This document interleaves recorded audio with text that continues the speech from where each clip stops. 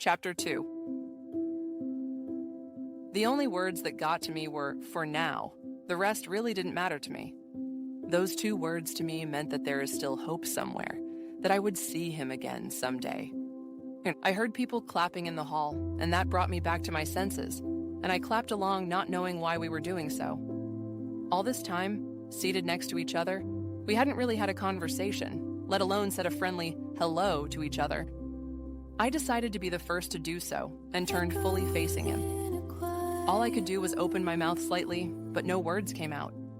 Dressed in a black tuxedo that brought out his brown skin tone. Well, he still looked the same. Just as charming as always, with his chocolate brown eyes that always drew me in with their warmth, his perfectly shaped nose, his hair which was neatly cut and combed, his lips pink and moist, that found myself thinking about how they would feel on mine. It reminded me of the first time I saw him at the school cafeteria during lunch. I walked in with my friends and stood in line minding my own business until I heard them talk about a new student who had just arrived the other night. Not really new, but a returnee to retake one of his subjects. I never really paid much attention to it. I got my food and turned to go take a seat, and that's when I saw him seated across the cafeteria with Ray and the other guys.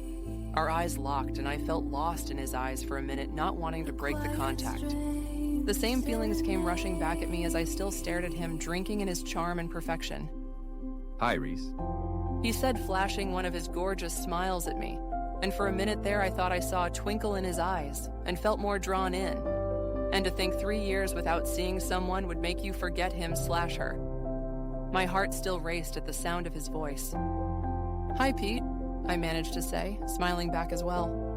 I wish the world would stop for that moment to last longer, or someone would photograph that moment. But the thing with photographs is, it doesn't record what you feel. "I missed you," he said, now looking at me with a serious but soft expression, the same one I remember from when he was leaving, and my heart skipped a beat. He missed me. From the way he was looking at me, I could tell it was the truth. "I missed you too," I said, this time breaking the intense eye contact and looking down at my hand that was holding the chair with all the nervousness. He slowly took that hand, held it in his, and gave it a gentle squeeze. It felt so warm, cozy, and soft. Like my hands belonged there. I wondered how a guy could have such soft hands, softer than mine. I just looked up at him and relaxed a little as I gave him a smile. In my heart, I never wanted to let go.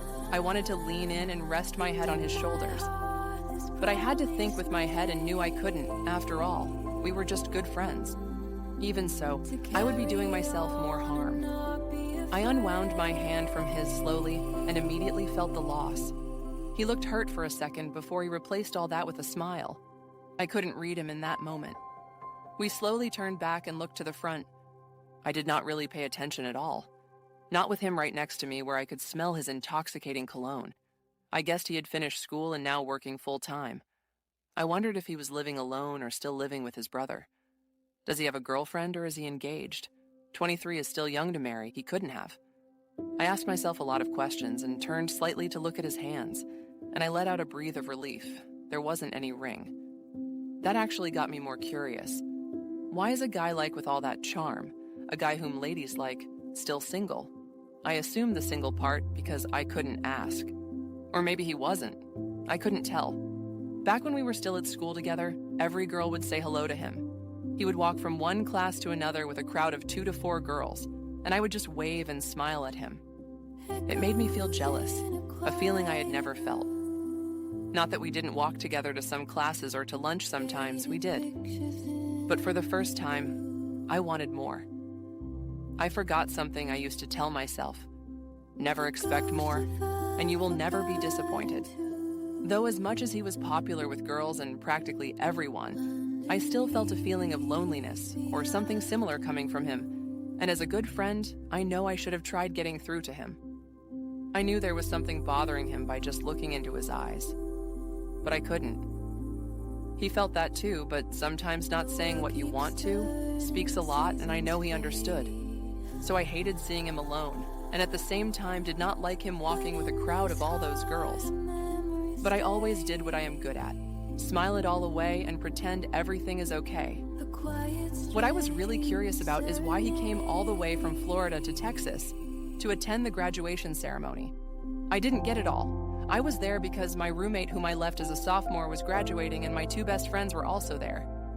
But for him, I couldn't come up with any reason at all. I turned to look around the hall to distract myself from my thoughts, and then I saw Ray gazing at us.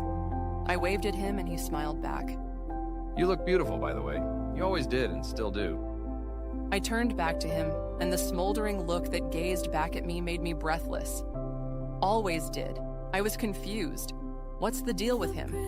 If you do like me or did, can't you just come out right and say it? And if you don't, then make it crystal clear. I was shouting those words aloud in my head, but he kept his eyes steadfast on me. His eyes moved downwards a little and stopped on my lips, and I couldn't help but shiver a little. For a minute there, I thought he heard what I was thinking, like those movies or stories where someone can read minds. It looked like he was going to kiss me, totally the opposite of what I thought he would do. But he did not. He closed his eyes for a second and then looked ahead like he was concentrating on what was going on. The ceremony dragged on slowly to me. I wanted it to end so I could put some distance between me and Pete, and at the same time still wanted to be close to him, closer than we were. Girl, you have to decide. It's either you want him or not. If not, then move on, and that decision must be made here, where it all began. I silently said to myself as I started fidgeting impatiently on my seat. Finally, it ended, and it was time to mingle, take photos, dance, and go to the reception or just what you wanted. Before I could gather myself to stand up, Pete was already flooded by a group of girls like always. I just rolled my eyes, got up, and went to find the graduates, my former roomie Paloma and my friend Haley. Oh my God, it's Reese! Paloma shouted loudly as she ran towards me happily. Did you think I would miss your graduation? Not a chance, sweetie, I said as we hugged tightly. My friends Haley and Hazel joined in later, all of them making noises and whining about how much they missed me. Hermosa, Paloma said in Spanish to mean beautiful after letting go and looking at me. I turned around to give them a full view as we laughed together.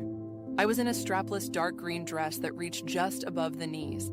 It clung to my body, bringing out my smooth curves perfectly. I let my braids flow down naturally to my back and finished my outfit with apricot orange ankle strap high heels. The shoes matched well with my skin tone. I knew I looked amazing, and I always do, but never thought I looked beautiful to him.